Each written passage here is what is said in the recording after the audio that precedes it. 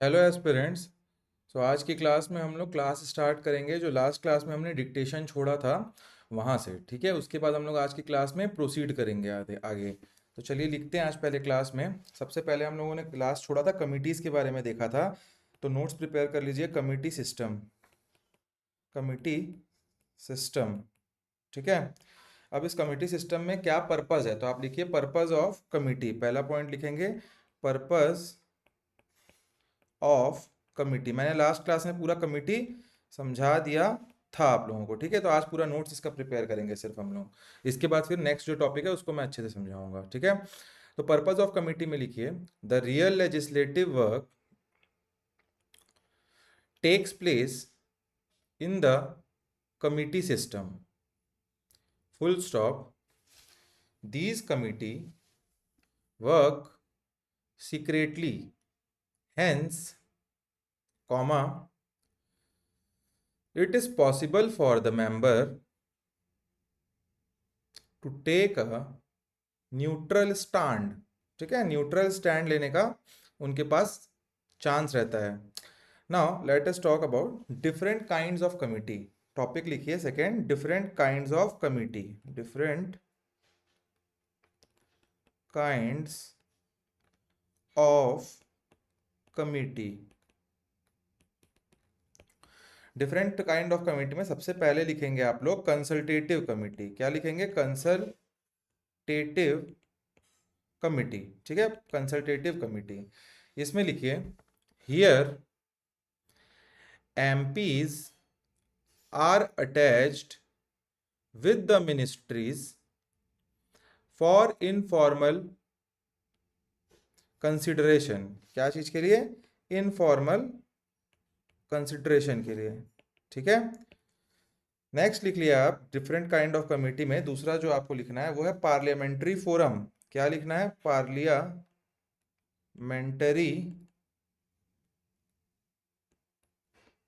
Forum, ठीक है। इस पार्लियामेंट्री फोरम में आप लिखेंगे informal exchanges, informal exchanges between the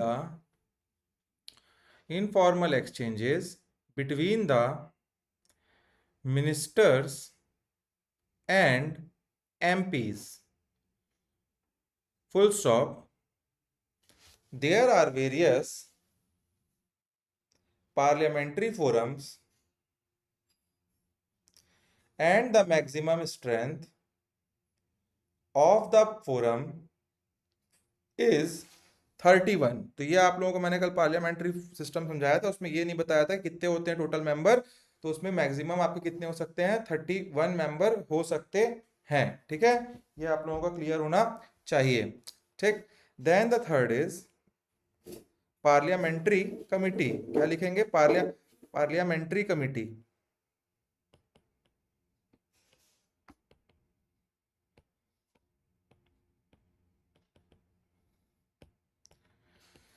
इसमें लिखिए not every group is called as parliamentary committee. उसमें 4 फीचर लिखिए, 4 फीचर्स। प्रिसाइडिंग ऑफिसर और स्पीकर, दूसरा सेक्रेटेरिएट, ठीक है। इतना लिख लीजिए।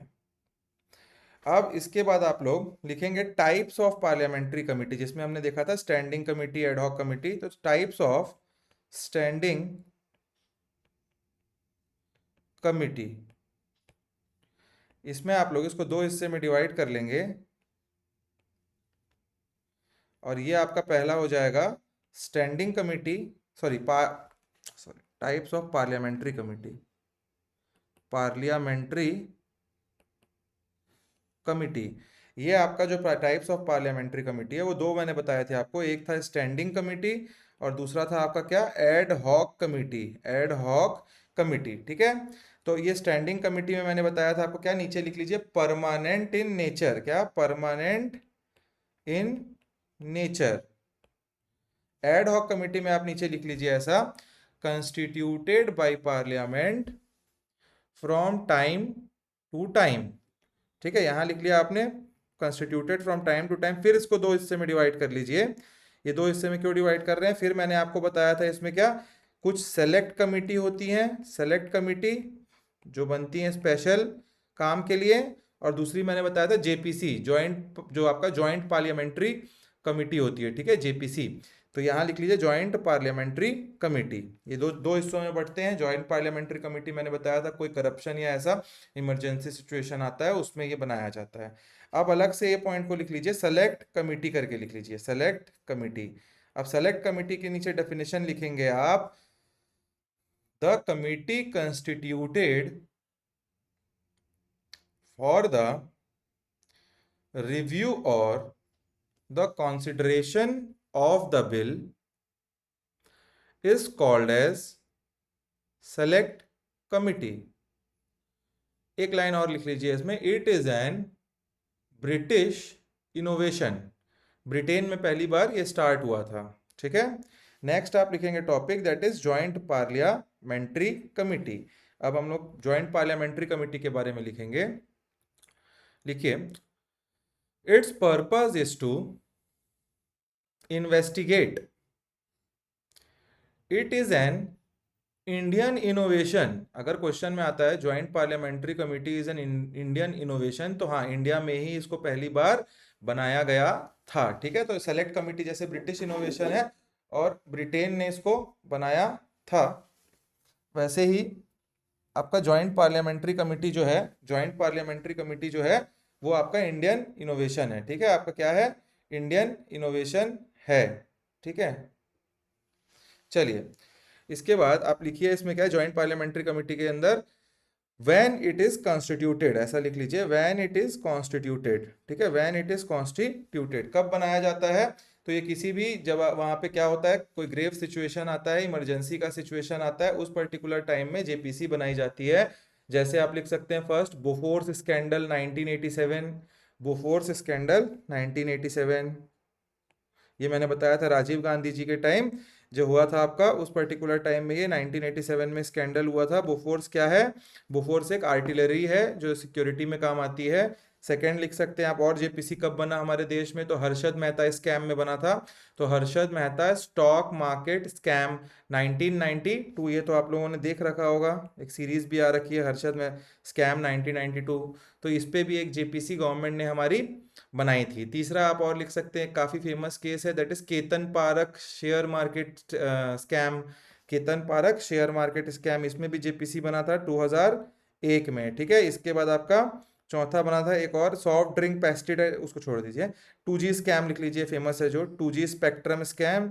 ये कब बना था आपका? 2011 में इसके ऊपर गवर्नमेंट ने जेपीसी बनाई थी। कब बनाई थी गवर्नमेंट ने जेपीसी? 2012 में इसके ऊपर जेपीसी बनाई थी। ठीक है, ये आपको पता होना चाहिए। इसके बाद क्या और पता होना चाहिए, जेपीसी बनता कैसे है? ठीक है, तो आप क्वेश्चन लिख सकते हो ना, question format, how are they constituted, how are they constituted, कैसे बनाया जाता है? तो मोशन, इसका आंसर होगा आपका motion of one house supported by other house. मतलब पहले हाउस में एक मोशन आएगा जेपीसी बनाने के लिए, और सेकंड हाउस इसका सपोर्ट कर देगा तो जेपीसी बनाई जाएगी। ठीक है, कॉम्पोजिशन क्या होता है? एक लोकसभा का मेंबर और इक्वल्स टू दो राज्यसभा का मेंबर। ठीक है, ये मतलब हर एक लोकसभा के मेंबर के ऊपर राज्यसभा के मेंबर होते हैं। मतलब लोकसभा इज टू, सॉरी उल्टा हो गया, दो लोकसभा के मेंबर के ऊपर एक राज्यसभा का मेंबर। इसका मतलब क्या हो गया, हर एक राज्यसभा के मेंबर के ऊपर दो लोकसभा का एक कोई मेंबर होगा इसमें। ठीक है, जेपीसी में। तो ये आपको पता होना चाहिए। तो अगर क्वेश्चन आपका प्रीलिम्स में आता है जेपीसी बनाता कौन है, तो ये होता है आपका, इसका आंसर होगा पार्लियामेंट। तो who decides the member, member कौन डिसाइड करेगा, ये अगर क्वेश्चन पूछता है तो आपका कौन करेगा? Parliament of India. ठीक है, अब आप नेक्स्ट लिखिए topic, representative of parliamentary committee, representative of parliamentary committee.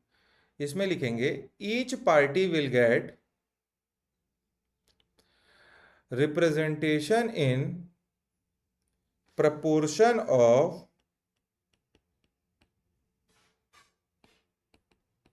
their number of seats in the parliament। ठीक है, इसके बाद आप लिखेंगे स्टैंडिंग कमिटी। अब हम स्टैंडिंग कमिटी के बारे में बात करेंगे। स्टैंडिंग कमिटी, अभी हमने ये देख लिया एडहॉक, अब स्टैंडिंग कमिटी के बारे में आंसर हम लोग नोट्स लिखेंगे। समझा मैंने कल सब दिया आपको, ठीक है। तो इसमें सबसे पहला कमिटी लिखिए आप, financial committee. Financial committee, financial committee के अंदर आप ऐसे लिख लेंगे, तीन प्रकार की कमिटी होती है। पहला हो गया आपका एस्टीमेट कमिटी, दूसरा आपका हो गया कमीशन ऑन पब्लिक अकाउंट, मतलब पब्लिक अकाउंट कमेटी, पीएसी जो मैंने बताया था आपको। तीसरा हो गया कमीशन ऑन पीएसयूज। तो ऐसे ही लिखेंगे पूरा, कमीशन ऑन पीएसयूज, यहाँ लिखेंगे पब्लिक अकाउंट कमेटी, और पहला एस्टीमेट कमेटी। ये लास्ट मैंने क्लास में आपको बताया, पूरा सब अच्छे से समझाया था एग्जाम्पल के साथ। सबसे पहले लिखिए फंक्शन क्या है स्टैंडिंग कमेटी का। स्टैंडिंग कमेटी का फंक्शन क्या है? तो स्टैंडिंग कमेटी का फंक्शन में सबसे पहला एक आप पहला पॉइंट लिखेंगे, they are selected by house for 1 year. मैंने बताया था आप लोगों को, हर साल पार्लियामेंट इनको चुनेगा, और कितने दिन के लिए चुनता है? तो 1 साल के लिए इनको चुना जाता है, ठीक है। तो कितने साल के लिए, और 1 साल बाद सफल किया जा सकता है मेंबर ऑफ पार्लियामेंट को उसके अंदर। तो they are elected by house for 1 year. Second point is elected by proportional representation, elected by proportional representation, ठीक है। इसके बाद थर्ड हो गया आपका मिनिस्टर कांट बी मेंबर। अगर क्वेश्चन में आ जाता है स्टैंडिंग कमेटी के मेंबर हो सकते हैं कि मिनिस्टर, नहीं, स्टैंडिंग कमेटी हेल्प करने के लिए होती है मिनिस्टर्स को, ठीक है। तो ministers can't be member. Fourth point आप लिखिए, चेयरमैन कौन बनाता है इस पर्टिकुलर स्टैंडिंग कमिटीज का? तो chairman is nominated by Lok Sabha speaker, या स्पीकर आप लिख सकते हैं ऐसे, ठीक है, स्पीकर, ठीक है।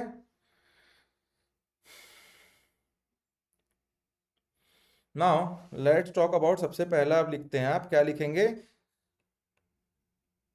कमिटी ऑन पब्लिक अकाउंट्स, इसी को हमने बोला था पब्लिक अकाउंट कमिटी, पीएसी। तो पीएसी के बारे में लिख लीजिए कि it is the oldest committee. सबसे पहली पार्लियामेंट्री कमिटी हमारे देश में कौन सी बनी थी? अगर क्वेश्चन में पूछता है तो वो पीएसी ही थी, ओल्डेस्ट कमिटी है ये, ठीक है। कब बनी थी? तो इट वाज फॉर्म्ड इन 1921, ठीक है, 1921 में बना था। और कौन से एक्ट से बना था पीएसी? अगर ये भी क्वेश्चन पूछ दे इतना अंदर, तो आपको पता होना चाहिए, it was formed by government of India act 1919। ये क्या था? मॉन्टेग्यू चैमफोर्ड रिफॉर्म, ठीक है। तो उसी के अंडर ये आपका पीएसी बनाने की बात कही गई थी, और उसको बनाया गया था 1921 में, ठीक है। कितने मेंबर होते हैं? तो देयर आर 22 मेंबर्स। कितने? 22 मेंबर्स। और ये 22 मेंबर्स कैसे डिवाइडेड है? तो 15 मेंबर लोकसभा से होते हैं, 7 मेंबर राज्यसभा से होते हैं, ठीक है। तो ये आपका टोटल 22 मेंबर्स की कमेटी क्वेश्चन में आ जाता है कई बार।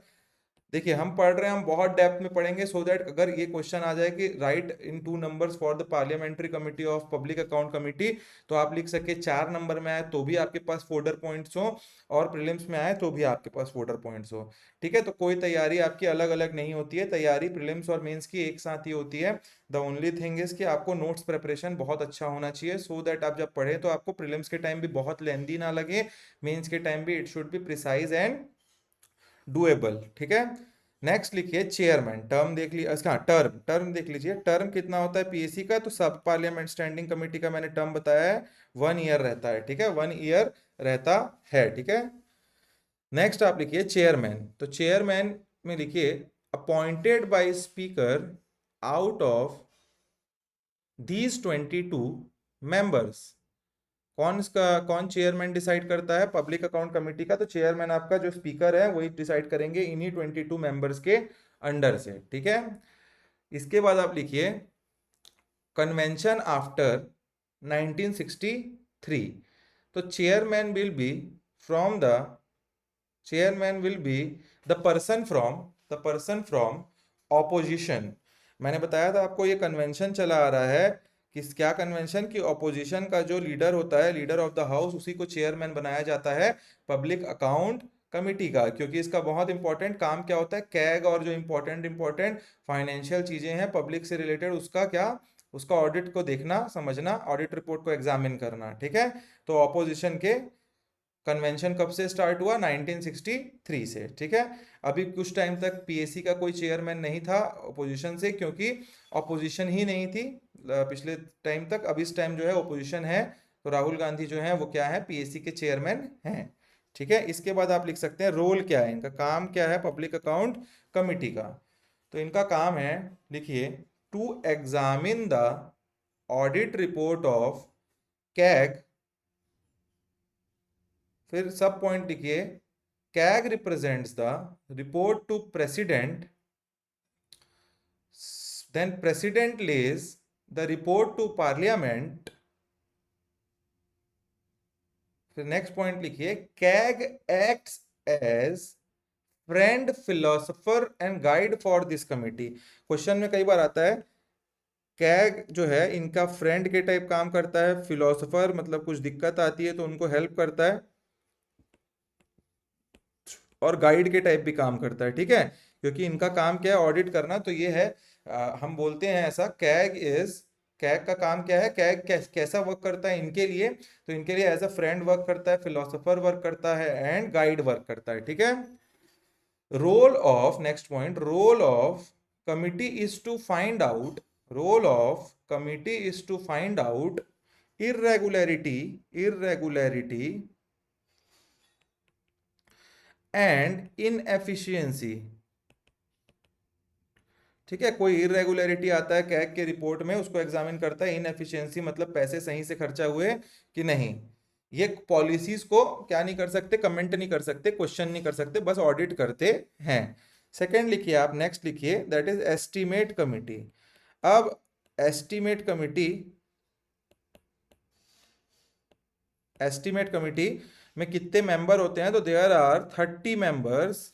और या आपको याद रखना है, जैसे पीएसी में मैंने बोला 22 मेंबर्स होते हैं, 15 लोकसभा से आते हैं, 7 राज्यसभा से आते हैं, वैसे ही एस्टीमेट में जो आपका कमिटी है उसमें पूरे के पूरे 30 मेंबर्स होते हैं, और 30 के 30 मेंबर्स कहाँ से आते हैं, लोकसभा से आते हैं। ठीक है, तो एस्टीमेट कमिटी में राज्यसभा का कोई रिप्रेजेंटेशन नहीं होता है, ये आपको पता होना चाहिए। एस्टीमेट कमिटी में अगर क्वेश्चन में प्रीलिम्स में घुमाता है कई बार, तो इसमें आपको पता होना चाहिए, अगर प्रीलिम्स में आता है कि एस्टीमेट कमिटी में, these are the points regarding the estimate committee, पहला पॉइंट दे दिया, there are 30 member in the committee, first point is right. Second point आपको दे देगा कि the member of estimate committee are from 22 members of estimate committee are from Rajya Sabha, Lok Sabha, and 7 member of estimate committee are from Rajya Sabha। फिर third point दे देगा, all the member of estimate committee are from लोक सभा। तो आपका क्या हो जाएगा answer, 1 and सी। तो बी आपका गलत हो गया इसमें। ठीक है, तो आपको ऐसे याद रखना है। ठीक, पर्पस लिखिए इसका, पर्पस क्या है एस्टिमेट कमिटी का। पहला पॉइंट है, to examine the estimates presented by the government। Second point लिखिए, to suggest that it can be made more economical and efficient. ठीक है, तो ये हो गया आपका, इतनी कमिटीज के बारे में आपको लिखना जरूरी था। ठीक है, और सारी कमिटीज जो मैंने शॉर्ट में आपको लिखाई हैं, that is more than enough. Now let us talk about आज के पॉइंट्स के बारे में हम लोग बात करते हैं। आप लोग, जब मैं नोट्स बनवाता हूं तो उसमें सारे, देखिए सब कमेटी का नोट्स यहाँ लिखने की आवश्यकता है नहीं, जितने इंपॉर्टेंट कमिटीज थे, क्वेश्चन आ सकते हैं, मैंने नोट्स दिया है। ठीक है, एक्सप्लेनेशन में जितनी कमिटीज थी A to Z सारी कमेटी मैंने एक्सप्लेन की थी, तो आपको मैंने बोला था शॉर्ट नोट्स उसमें लिखते जाइएगा, जो मैं एक्सप्लेनेशन हिंदी इंग्लिश मिक्स करके अच्छे से एग्जाम्पल दे रहा हूँ, सो दैट वो कमेटी में उतना ही जानना था आपको। ये कमिटीज में मैंने डेप्थ में क्यों बताया, क्योंकि इसमें नंबर है, ये बहुत इंपॉर्टेंट कमिटी है, PAC, estimate committees, ad hoc committees, JPC, तो ये यहाँ से क्वेश्चन आ सकते हैं। We should read and know about all the things, but the notes जो आपका प्रिपेयर होना चाहिए, that should be precise for the examination. आपको पूरा कॉन्स्टिट्यूशन पढ़ना है, बट आपको रिवीजन अच्छे से करना है उन पॉइंट्स का जो आ सकता है, और जो शॉर्ट में आपने लिखा है वो तो लिखा ही लिखा है। ठीक है, चलिए हम दो अब पढ़ते हैं क्या, composition of Lok Sabha and Rajya Sabha. Lok Sabha सबसे पहले समझ लेते हैं, फिर नोट्स लिखेंगे। पार्लियामेंट जो है हमारा, पार्लियामेंट जो है वो दो हिस्सों में डिवाइडेड होता है। सबसे पहले आपको पता होना चाहिए कि इसमें किस में डिवाइडेड होता है। एक होता है आपका लोकसभा, दूसरा होता है राज्यसभा, ठीक है। अब लोकसभा के बारे में पहले बात कर लेते हैं हम लोग। तो लोकसभा को क्या बोला जाता है, तो हाउस ऑफ पीपल बोला जाता है, ठीक है। या फिर इसको और क्या बोला जाता है, फर्स्ट चेंबर भी बोला जाता है, ठीक है। इसको और क्या बोलते हैं, फर्स्ट चेंबर, ठीक है। और इसको क्या बोलते हैं, सेकंड चेंबर बोलते हैं। इसका मतलब ये नहीं है कि फर्स्ट चेंबर है तो लोकसभा ऊपर है राज्यसभा नीचे है, बस इसको बोला जाता है हाउस ऑफ पीपल बोला जाता है। और साथ साथ इसको फर्स्ट चेंबर भी बोला जाता है। आपको सबसे इंपॉर्टेंट पता होना चाहिए लोकसभा में कि यहाँ डायरेक्ट इलेक्शन से लोग आते हैं। मेंबर ऑफ पार्लियामेंट जो है डायरेक्ट इलेक्शन से आते हैं। मतलब जो आपकी पॉपुलेशन है, जो जनता है आपकी, वो अपना रिप्रेजेंटेटिव को वोट करके चुनती है यहाँ पे भेजने के लिए, ठीक है। लोकसभा का फॉर्मेशन कौन से आर्टिकल में दिया है, अगर ये पूछता है तो ये under article 81 of the constitution it is given, ठीक है। तो ये आपको पता होना चाहिए। इसके साथ साथ आप लोग और क्या लिख सकते हैं, इसके साथ साथ आप लोगों को मैं और बताता हूं टोटल स्ट्रेंथ कितना होता है लोकसभा का। लोकसभा का टोटल स्ट्रेंथ होता है आपका 5। मैग देखिए आप अच्छे से समझिए, तो मैक्सिमम स्ट्रेंथ लोकसभा का कितना हो सकता है, तो मैक्स इसको लिख लीजिएगा। मैक्सिमम स्ट्रेंथ लोकसभा का हो सकता है 552। अब ये डिवाइड कैसे होगा, तो 550 जो आपके हैं 550 ये स्टेट से आएंगे, और जो दो आपके थे पहले थे एंग्लो इंडियंस, ये एक्चुअल मैक्सिमम कैपेसिटी है इसकी, ठीक है। ये जो दो एंग्लो इंडियंस हैं इनको हटा दिया गया है, अब इनका नॉमिनेशन नहीं होता है। कौन से कॉन्स्टिट्यूशन से, तो इट इज नलीफाइड और done away by 104th constitutional amendment act 2020, ठीक है। तो 104th कॉन्स्टिट्यूशनल अमेंडमेंट एक्ट 2020 से जो ये दो एंग्लो इंडियंस हुआ करते थे हमारे लोकसभा के अंदर, उनको हटा दिया गया है।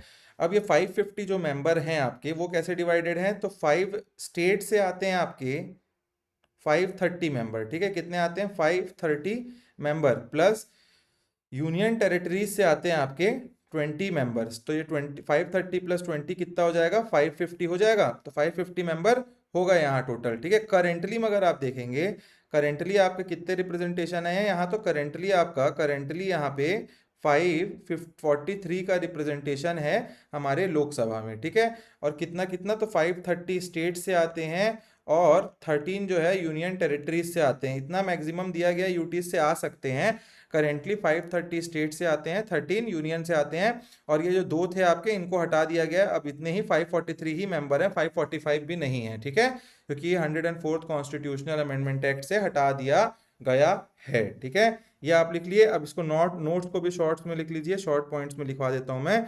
तो कॉम्पोजिशन ऑफ लोकसभा में लिखिए आप, टोटल मेंबरशिप कितना हो गया, टोटल मेंबरशिप 553, ठीक। इसके बाद इलेक्टेड मेंबर कितने हो गए, टोटल यहाँ हो सकते हैं कितना, इलेक्टेड मेंबर टोटल कितने हो सकते हैं, तो 530 plus 20, 530 from state, 20 from union territory, ठीक है। नॉमिनेटेड मेंबर लिख लीजिएगा 2 Anglo Indians, but it has been removed from 104th constitutional amendment act. आ सकता है कि एंग्लो इंडियंस को कौन से कॉन्स्टिट्यूशनल अमेंडमेंट एक्ट से हटाया गया था, कब आया था वो एक्ट, तो 104th आपको याद रहना चाहिए, 2020 में आया था वो, ठीक है। स्ट्रेंथ अभी कितना हो गया, 540 टोटल स्ट्रेंथ। पहले अरे यहाँ टोटल स्ट्रेंथ में 552 होगा यार, ये 552 टोटल स्ट्रेंथ होगा। और अभी कितना स्ट्रेंथ है यहाँ पे, करंट स्ट्रेंथ लिख लीजिए, करंट स्ट्रेंथ 2014 में कितना है इसका, तो यहाँ अभी हमारे यहाँ 543 का स्ट्रेंथ है टोटल, ठीक है। टेन्योर क्या रहता है लोकसभा के लोगों का, टेन्योर रहता है लोकसभा के लोगों का 5 ईयर, कंप्लीशन ऑफ 5 ईयर, या फिर जब तक वो डिसॉल्व नहीं होते। और क्या हो गया इसका, अनलेस डिसॉल्व्ड अर्लियर, ठीक है। देन नेक्स्ट क्या हो गया, मिनिमम एज कितना होता है। आपको कहीं सांसद बनना है तो minimum age member of parliament of Lok Sabha के लिए होता है 25 साल। तो 25 ईयर्स के आप हो गए हैं तो आप क्या बन सकते हैं, मेंबर ऑफ लोकसभा, ठीक है। प्रिसाइडिंग ऑफिसर कौन होता है इसमें? प्रिसाइडिंग ऑफिसर जिसको सभापति बोलते हैं, तो प्रिसाइडिंग ऑफिसर होते हैं यहाँ स्पीकर। ठीक है, स्पीकर। अभी कौन है स्पीकर करंट में? तो ओम बिरला जी हैं। अभी कौन है करंट में स्पीकर? ओम बिरला जी। ठीक है, इलेक्शन का मेथड क्या होता है? तो इलेक्शन का मेथड होता है first past the post election. अब ये first past the post election क्या होता है? First past the post election जो होता है आपका, इसमें इसमें जैसे आपका 3 मेंबर, आप मान, एक मिनट इसको बताता हूँ मैं आपको, रुकिए। पहले राज्यसभा के बारे में जान लेते हैं, फिर दोनों का इलेक्शन एक साथ पढ़ लेंगे। ठीक है, अपन अलग अलग पढ़ेंगे तो कॉन्फ्यूजन होगा, कोई मतलब नहीं है उसका। प्रोपोर्शनल रिप्रेजेंटेशन और इसका फर्स्ट पास द पोस्ट एक साथ बताऊंगा मैं, आपको एकदम ईजी हो जाएगा फिर आपके लिए। ठीक है, तो यहां तक आपने लिख लिया। Now let us talk about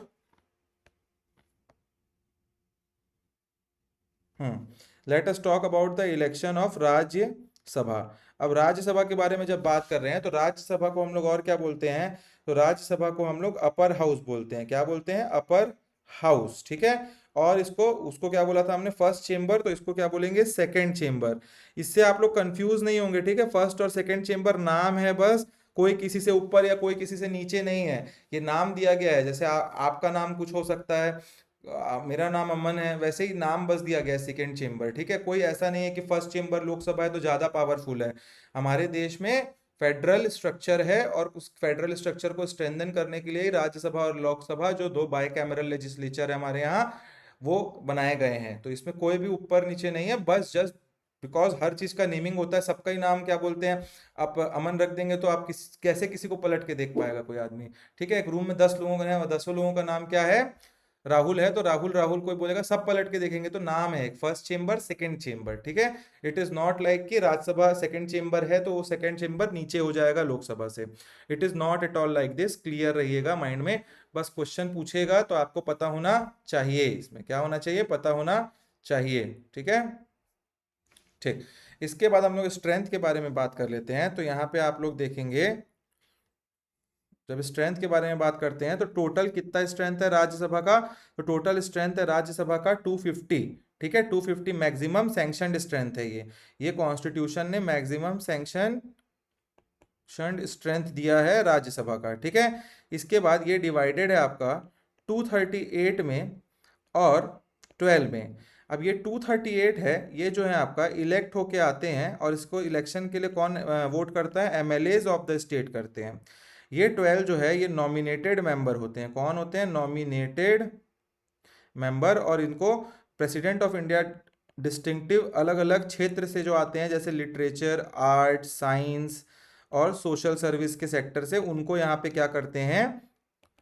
इनको नॉमिनेट करते हैं। जैसे आपको पता होगा सचिन तेंदुलकर नॉमिनेट हुए थे as a member of Parliament from Lok Sabha, तो वो आए थे स्पोर्ट्स कैटेगरी से। ठीक है, तो 245 में मैंने बता दिया, 250 हो गए टोटल। अब करेंटली क्या सिचुएशन है? करेंटली क्या सिचुएशन है? प्रेजेंट स्ट्रेंथ तो 250 का नहीं है हमारा।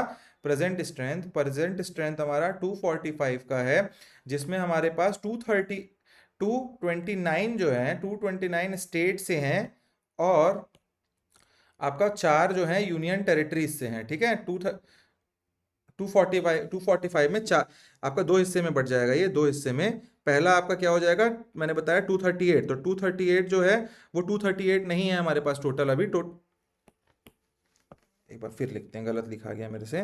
प्रेजेंट में कितना हो गया? 245 है, और ये 245 दो हिस्से में डिवाइडेड है, दैट इज 238, 233 और 12 नॉमिनेटेड। ठीक है, आप लोग को लग रहा होगा 552 मैंने लोकसभा में बताया, मगर 545 एक्चुअल, 543 एक्चुअल में बोला मैंने।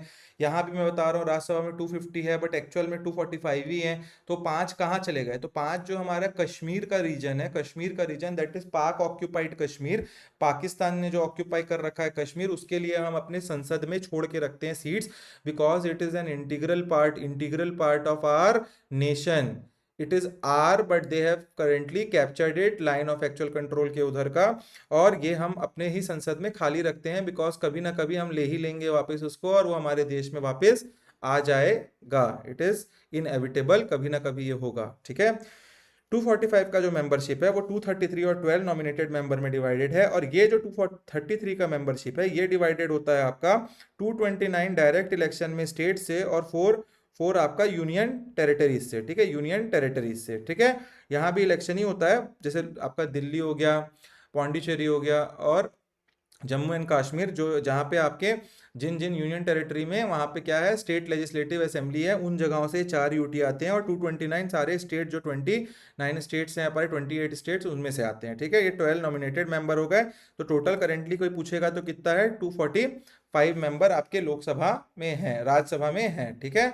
ये आपको पता होना चाहिए। इसके बाद हम लोग क्या लिख लेते हैं, राज्यसभा का कॉम्पोजिशन के बारे में जो क्वेश्चन पूछे जा सकते हैं।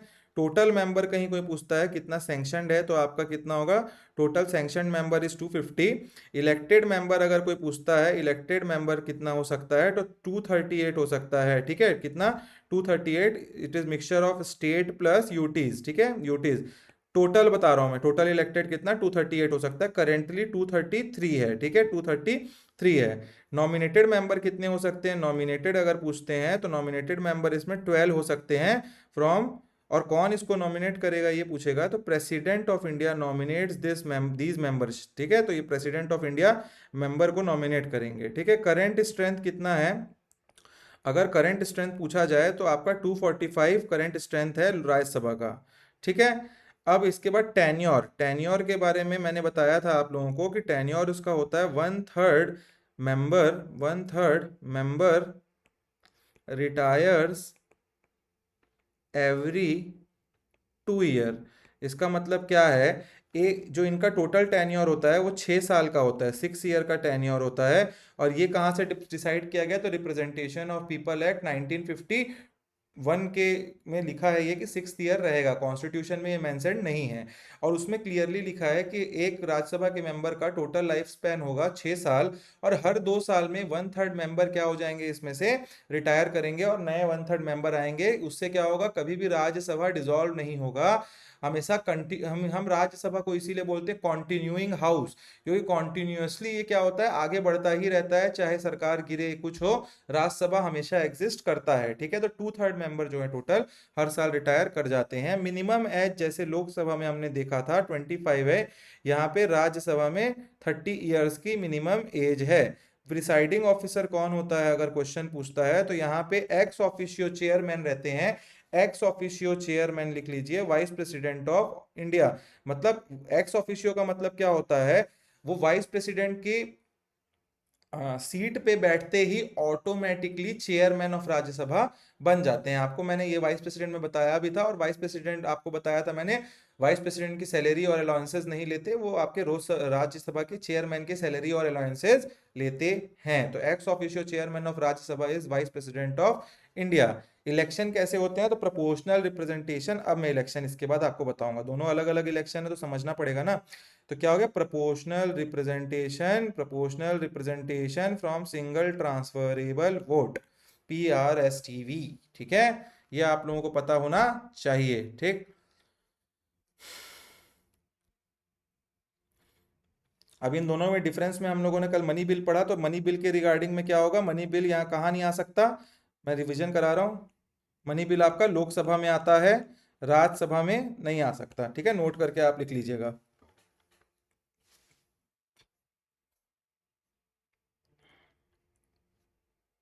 चलिए, अब हम लोग इलेक्शन कैसे होते हैं वो समझने की कोशिश करेंगे, ठीक है। क्या समझने की कोशिश करेंगे, इलेक्शन कैसे होते हैं।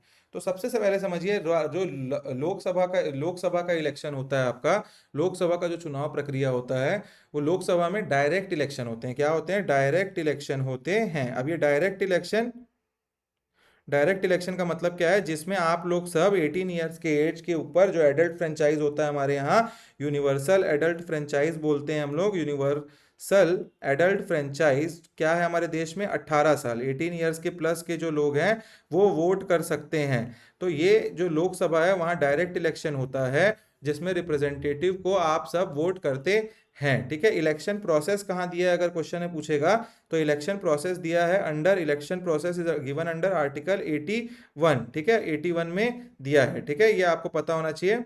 और इसको डिफाइन कहाँ किया गया है, तो आर्टिकल 324 में और 324 से लेके 329 में ये इलेक्शन का प्रोसेस डिफाइन किया गया है। तो ये काफ़ी इंपॉर्टेंट है, इसको लिख के रखिएगा, ठीक है। इलेक्शन किस टाइप का होता है, पहले मैंने बोला डायरेक्ट इलेक्शन होता है। वोटिंग का सिस्टम क्या होता है, अगर कोई क्वेश्चन आता है आपको कि वोटिंग सिस्टम किस टाइप का होता है आपका लोकसभा में, तो होता है the first past the post election.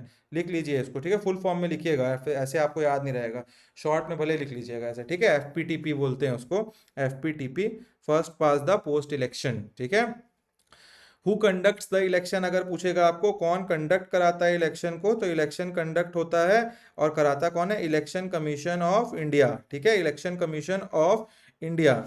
अब इसमें विनिंग कैसे होता है, ये सबसे इंपॉर्टेंट है। First pass the post election काम कैसे करता है, तो जो कैंडिडेट सबसे ज्यादा वोट पाता है वो कैंडिडेट जीत जाता है, ठीक है। इसमें अब मैं एग्जांपल से आप लोगों को समझा देता हूं। इसमें चलिए हम मान के चलते हैं, क्या मानते हैं हम लोग, कि 4 कैंडिडेट खड़े हैं, ए बी सी डी, ठीक है। 4 कैंडिडेट हमने खड़े करवा दिए, देख रहे हैं कितना पावरफुल है हमारे पास, 4 कैंडिडेट हम लोग अभी क्लास में खड़े करा दे रहे हैं। 4 कैंडिडेट में 40% पहला कैंडिडेट वोट पाया है, ठीक है। दूसरा कैंडिडेट मानिए 35% पाया है। चौथा कैंडिडेट 25% वोट पाया है। नहीं चलिए डी बस 3 ही हो गया ना, फिर तो 35 40 हाँ 100 हो गया। तो 40 35 और सी, 3 कैंडिडेट एक कॉन्स्टिट्यूएंसी से खड़े हैं। एक ने 40% वोट पाया है, दूसरा 35% वोट पाया है और तीसरा 25%। तो यहाँ विनर कौन होगा, 40% वाला। मतलब इसमें ये नहीं है कि 50% से ज्यादा पाना है, ठीक है। इसका मतलब ये नहीं है कि 50% वोट से ज्यादा, इसमें ये है बस कि जो भी कैंडिडेट खड़े हैं, इसमें 20 कैंडिडेट खड़े होते, एक 10% पाता, एक 9%, एक 8%, एक 7.5, 6.5, 5.5 ऐसा, तो 10% वाला जीत जाता। इसका मतलब मैक्सिमम परसेंटेज ऑफ वोट जो भी पाता है, क्योंकि इसने ए जो है सबसे ज्यादा वोट पाते हैं, इसलिए first pass the post election के तहत ये क्या हो जाते हैं, जीत जाते हैं। प्रोसेस क्या होता है, जस्ट फॉर आपके समझने के लिए, किसी को नहीं पता होगा इलेक्शन का प्रोसेस क्या होता है, तो सबसे पहले डिलिमिटेशन होता है। कंट्री को 543 कॉन्स्टिट्यूएंसीज में डिवाइड कर दिया गया है, ठीक है, ये डिलिमिटेशन हो गया। इसके बाद आपका नोटिफिकेशन आता है, इलेक्शन के डेट आते हैं, कौन लेके आता है उसको, इलेक्शन कमीशन ऑफ इंडिया लेके आता है, किसका, इलेक्शन का डेट।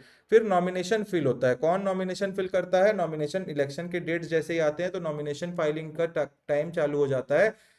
और जिसको जिसको उस पर्टिकुलर कॉन्स्टिट्यूएंसी से मेंबर ऑफ पार्लियामेंट बनने के लिए खड़े होना है, वो जाके कलेक्ट्रेट में डीएम के पास क्या करते हैं, डेजिग्नेटेड एक आदमी होता है उनके पास जाके वहाँ क्या करेंगे, वो इलेक्शन के लिए नॉमिनेशन फाइल करेंगे।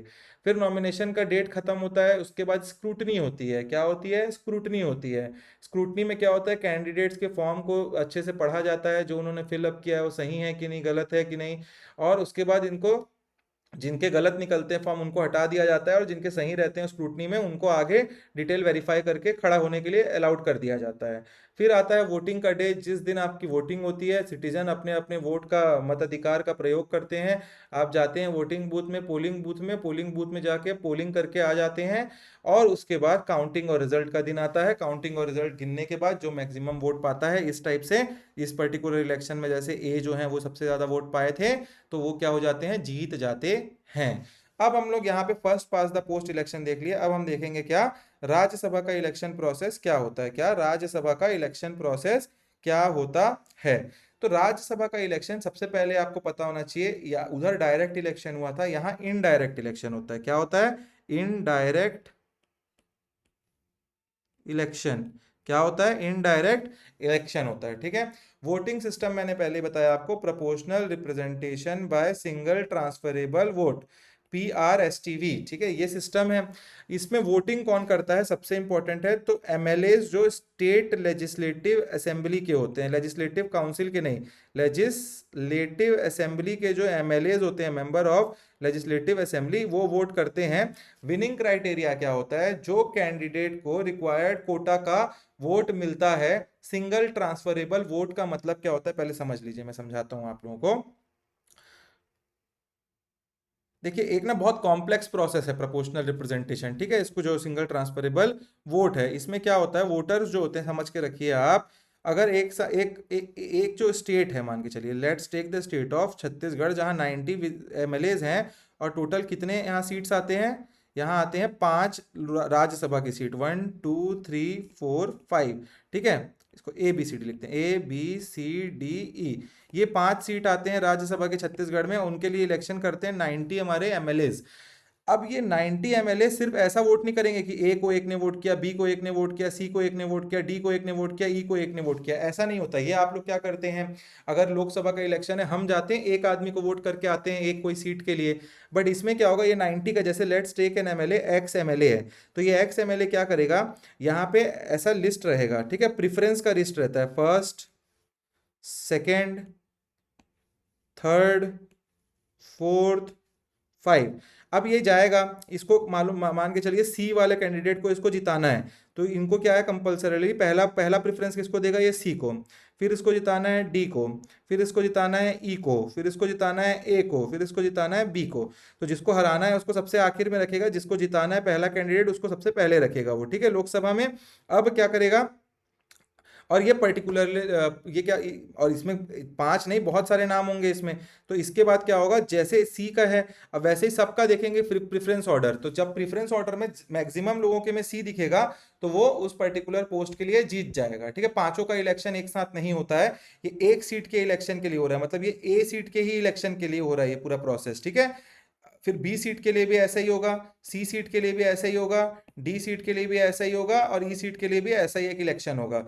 और सारे 90 विधायक के वोट को देखेंगे और सबसे मैक्सिमम जिसका प्रेफरेंस रहेगा वो जीत जाएगा, ठीक है। अगर 2 सीट का इलेक्शन है तो पहले और सेकंड का प्रेफरेंस देखेंगे तो फर्स्ट और सेकंड जीत जाएंगे। तो ये होता है आपका proportional representation, single transferable vote. Election process similar होता है जो मैंने आप लोगों को पहले बता रखा है, ठीक है। चलिए आप थोड़ा नोट्स लिख लेते हैं। नोट्स में लिखेंगे आप लोग, mention method of election, method of election, ठीक है। पहला लिखेंगे हम लोग राज्यसभा का, पहला पॉइंट लिखिए, with respect to states proportional representation since 2003 the restriction of domicile is removed। इसका मतलब क्या है, पहले राज्यसभा का इलेक्शन जो हुआ करता था उसमें जो स्टेट के ही लोग थे वही बस क्या रह सकते थे, उस स्टेट से राज्यसभा के मेंबर चुने जा सकते थे। बट करेंटली अभी क्या है, अब पूरे देश में कहीं का भी कोई भी आदमी किसी भी स्टेट में राज्यसभा के से सदस्य चुन के आया जा सकता है, ठीक है, आपको ये पता होना चाहिए, ठीक है। इसके बाद सेकंड पॉइंट लिखिए, विथ रिस्पेक्ट टू यूटीज,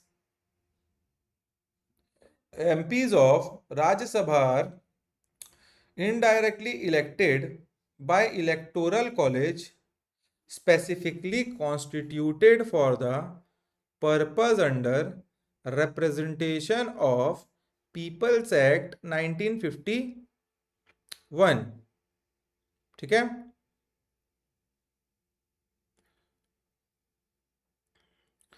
फिर लोकसभा लिख लीजिए, लोकसभा, और सारे पॉइंट्स आपने लिखे हैं वो मैं यहाँ नहीं लिखा रहा हूँ, ठीक है। कितने सीट्स होते हैं, कितने लोग होते हैं, वो मैंने अच्छे से चार्ट बनवा के बता दिया है।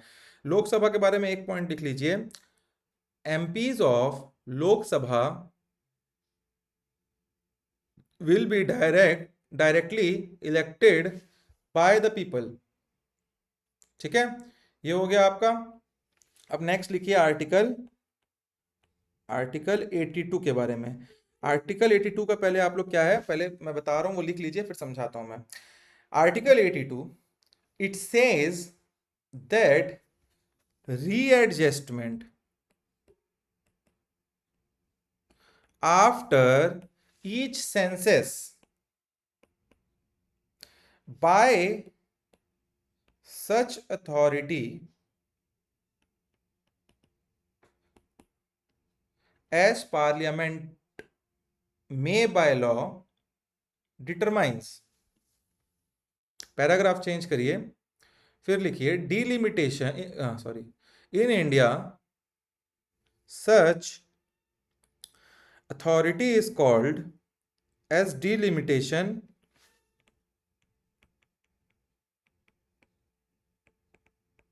कमीशन।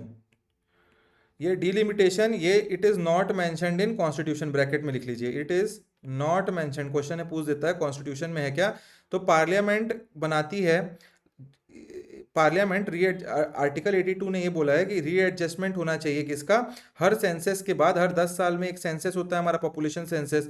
तो आर्टिकल 82 से इसकी रीएडजस्टमेंट ऑफ सीट होना चाहिए हर एक सेंसस के बाद। और इसको अथॉरिटी किसको देती है, पार्लियामेंट को वो अथॉरिटी देती है कि वो एक कोई कमीशन बनाए।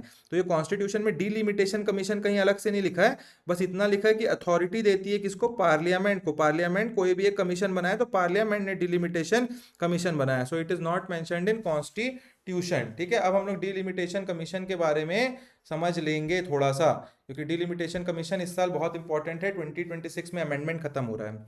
तो आपके दिमाग में आ रहा होगा कि delimitation, what is delimitation commission.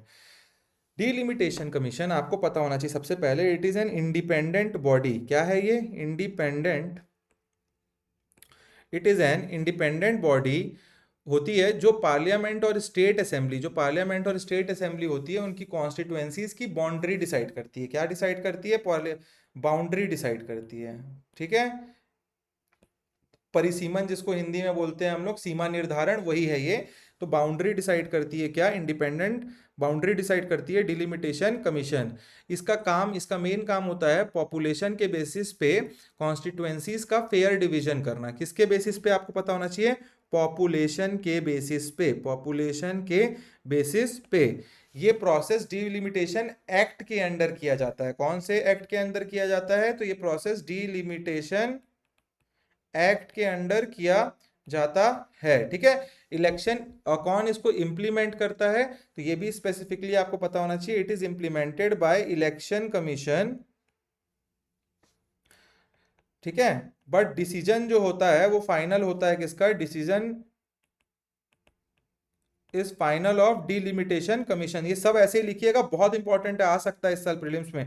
2026 में नया डिलिमिटेशन होने का है। Delimitation, it is not an, it is an independent body, it is not an constitutional body. ठीक है, दो क्वेश्चन यही बन गए, पहला इंडिपेंडेंट है कि नॉन इंडिपेंडेंट या कॉन्स्टिट्यूशनल बॉडी, ये पूछेगा तो independent body, not a constitutional body. Boundary decide करती है किसके बेसिस पे, पॉपुलेशन के बेसिस पे। क्या एक्ट पे, डिलिमिटेशन एक्ट पे। इलेक्शन कमीशन इसको करवाती है, बट डिसीजन किसका फाइनल रहता है, डिलिमिटेशन कमीशन का फाइनल रहता है। ठीक है, ये आपको पता होना चाहिए। अब आर्टिकल्स कुछ कुछ इंपॉर्टेंट रिलेटेड टू डिलिमिटेशन देख लेते हैं हम लोग। तो पहला मैंने आर्टिकल 82 तो आप लोगों को लिखवा ही दिया। इसके बाद आप और क्या लिख सकते हैं, आर्टिकल 170। अब ये 170 क्या है, ये आर्टिकल 82 यूनियन के लिए बोलता है, पूरे इंडिया के लिए। आर्टिकल 70 स्टेट के लिए बोलता है। ठीक है, स्टेट लेजिस्लेटिव असेंबली की डिलिमिटेशन के लिए अगर आपको क्वेश्चन आएगा तो कौन है, तो स्टेट लेजिस्लेचर के पास पावर किस किस आर्टिकल के अंडर है, आर्टिकल 170 के अंडर है, वो डिलिमिटेशन कमीशन बना सकता है। ठीक है, इसके बाद आपका क्या हो गया, आर्टिकल 330 से 332 भी लिख लीजिए, इसमें इंपॉर्टेंट है, क्योंकि स्केड्यूल कास्ट और स्केड्यूल ट्राइब जो होते हैं उनको रिजर्वेशन प्रोवाइड करने के लिए इसमें दिया जाता है। ठीक है,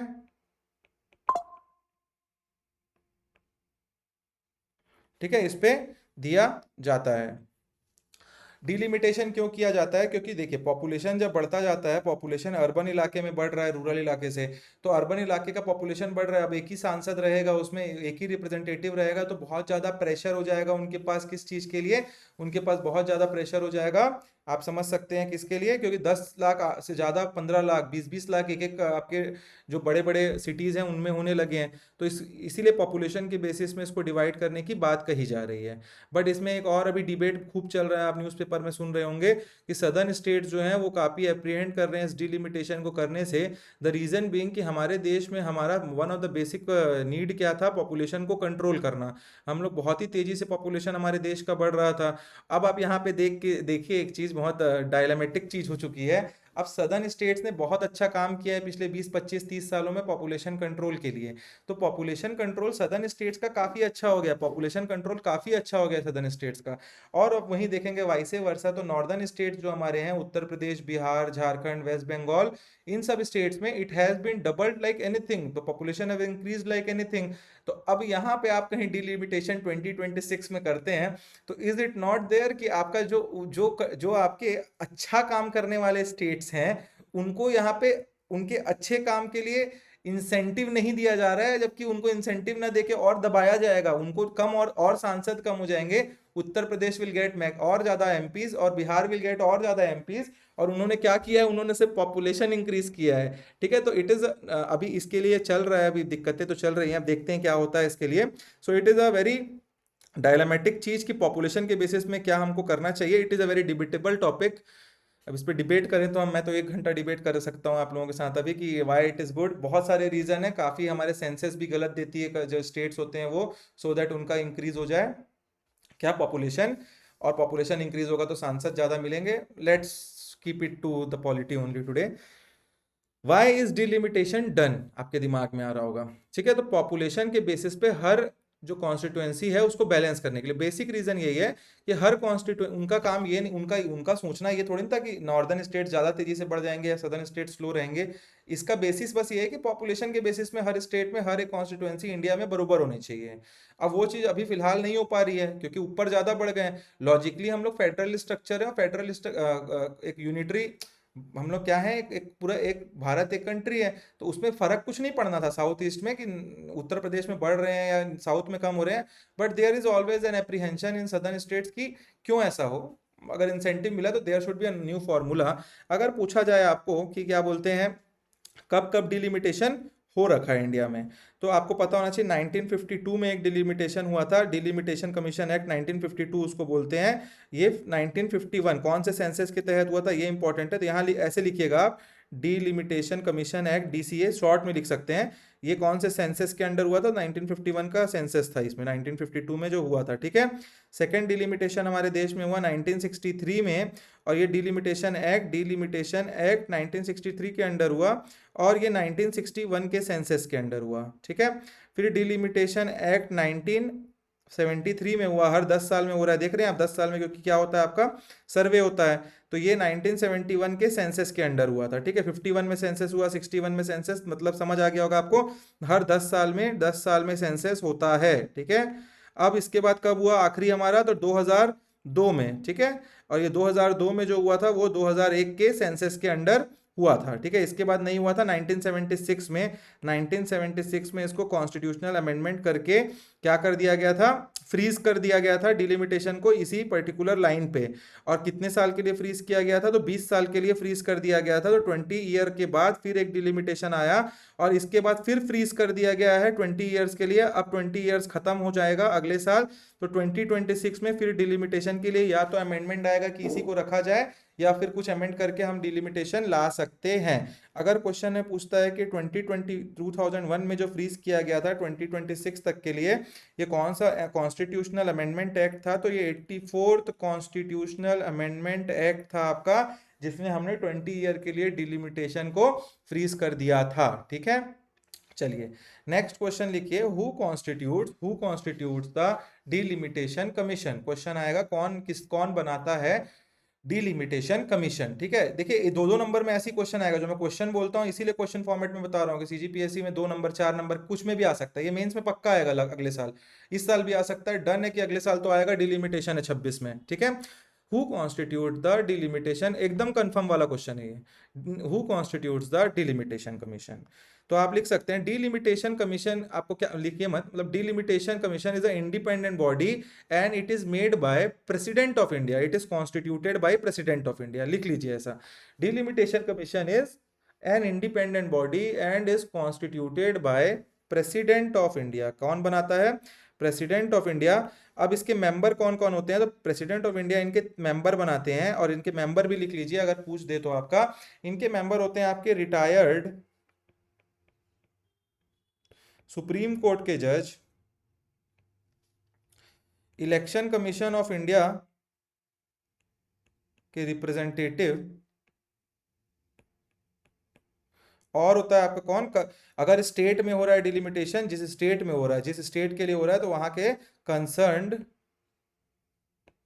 स्टेट इलेक्शन कमिश्नर। ठीक है, तो रिटायर्ड सुप्रीम कोर्ट जज, इलेक्शन कमिश्नर रिप्रेजेंटेटिव, और कंसर्न्ड स्टेट के स्टेट इलेक्शन कमिश्नर। ठीक है, किसके बेसिस पे होता है, तो सेंसस के डाटा के बेसिस पे होता है। करेंटली हमने कहाँ डिलिमिटेशन देखा, अगर आपको करंट एग्जांपल मैं बताऊं तो जम्मू एंड कश्मीर में हुआ था। कब हुआ था जम्मू एंड कश्मीर में? 2012-22 में, जब जम्मू एंड कश्मीर को अभी नया चीफ मिनिस्टर, मतलब एक स्टेट बनाया, वो बनाया गया यूटी। उस टाइम पे यहाँ हमने देखा क्या, Jammu and Kashmir reorganisation act आया, Jammu and Kashmir reorganisation act 2020 2019 के बाद जम्मू का इसमें क्या हुआ, इस एक्ट के अंडर क्या हुआ, डिलिमिटेशन जम्मू एंड कश्मीर में हुआ। और ये खत्म कब हुआ, तो 5 मई 2022 को, आपको पता होना चाहिए। डिलिमिटेशन कमीशन ने अपना रिपोर्ट दिया और उसमें 7 नए कॉन्स्टिट्यूएंसीज, 7 न्यू कॉन्स्टिट्यूएंसीज को ऐड किया था वहां के लेजिस्लेचर में। ठीक है, तो ये आपको पता होना चाहिए। ठीक है, जम्मू, और इसमें जम्मू रीजन में 6 थे और एक कश्मीर रीजन में, तो टोटल 7 इसमें ऐड हुए थे, जम्मू में 6 और एक। अगर क्वेश्चन में आता है अभी करेंटली कहाँ हमने देखा, किस स्टेट में, तो आपको पता होना चाहिए जम्मू एंड कश्मीर में देखा था हमने। ठीक है, तो ये आपका हो गया। अब हम लोग, चलिए इसका नोट्स लिख लेते हैं, हम लोग नोट्स लिख लेते हैं इसका। थोड़ा सा नोट्स लिखवाने की ज़रूरत है क्या? नोट्स इसकी मैंने वैसे बता तो बहुत अच्छे से दिया है आप लोगों को, इसकी ज़रूरत तो मेरे को लग नहीं रही है। ठीक है, तो आज की क्लास को हम लोग यहीं पे समाप्त करते हैं। ठीक है, क्या करते हैं, आज की क्लास को हम लोग यहीं पे समाप्त करते हैं, ख़त्म करते हैं हम लोग। बहुत सारे टॉपिक हो गए हैं, ज़्यादा टॉपिक देने से बहुत आप रिवाइज नहीं कर पाएंगे। नेक्स्ट क्लास में हम लोग दूसरे टॉपिक्स को देखेंगे। ठीक है, तो मिलते हैं हम लोग नेक्स्ट क्लास में। Till then keep studying, be happy. कोई दिक्कत आ रही है तो आप लोग कनेक्ट कांटेक्ट कर सकते हैं। Thank you for watching the classes. ठीक है।